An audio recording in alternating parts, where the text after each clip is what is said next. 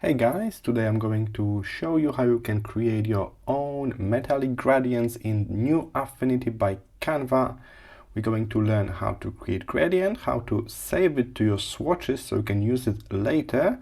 I will also share the gradients I'm going to make in this tutorial so you can just download them and install and use them as your own assets. So here I am in the program. I already managed to create 4 gradients here at the top. So how to start? In my opinion, the best way is to simply draw yourself a square. So just grab the rectangle tool, click and hold shift to have perfect one-to-one rectangle. Alright, I already did that, so I got my rectangles in. And I suggest to actually fill it with solid color first. So you can just put the color as the base. You can start with a solid color. And then if you click on the gradient tool and apply like random gradient, this first color that you already put into that shape, it will be used as the base color. So you can kind of determine the overall vibe on that gradient. Then we click here at the top and we got preview of the gradient.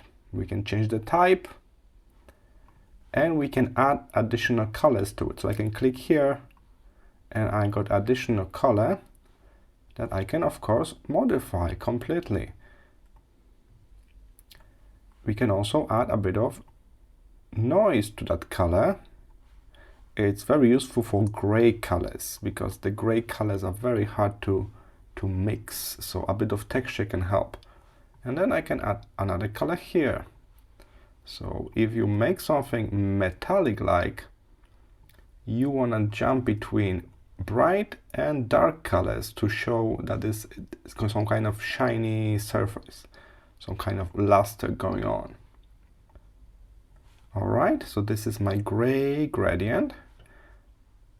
And after you are done, you can reposition your gradient on that square exactly the way you like. And that's our next gradient. And move to the next square. Again, gradient tool. Make sure you got initial color that you like. Put the gradient on it and then play around with the gradient. We can change the type to radial. So it's almost like this, a circle from the center, just like that. And then we can add additional colors. We can modify existing colors.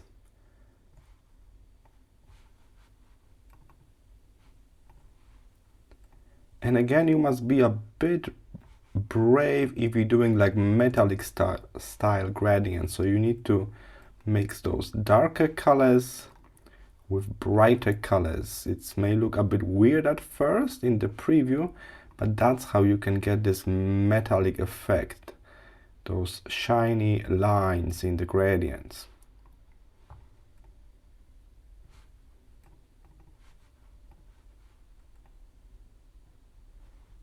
Alright, and here it is. We got some kind of radial gradient. I think I'll go back and add a bit of texture here. And I'm going to just do the very same process over and over again. So let me just finish my set and then we will learn how to save them as your swatches. And now we got 12 different gradients, but right now they just are located on different shapes. So if I delete this shape, my gradient is gone. So let's keep them for later. If you move from colors to swatches here on the right side, you will be able to create swatches, so you can then reapply those gradients quickly.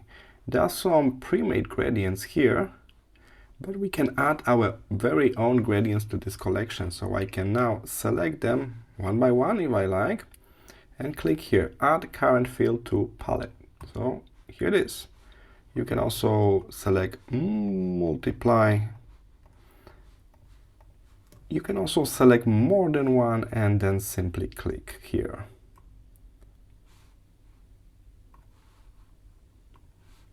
So I'm going to repeat this process for all 12 gradients.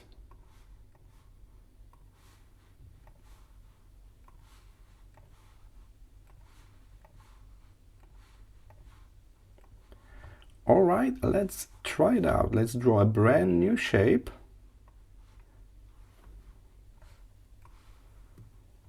Here it is. Let's give it a neutral color.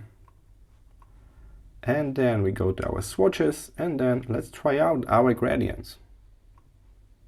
And I can very quickly, with just one click, apply those gradients.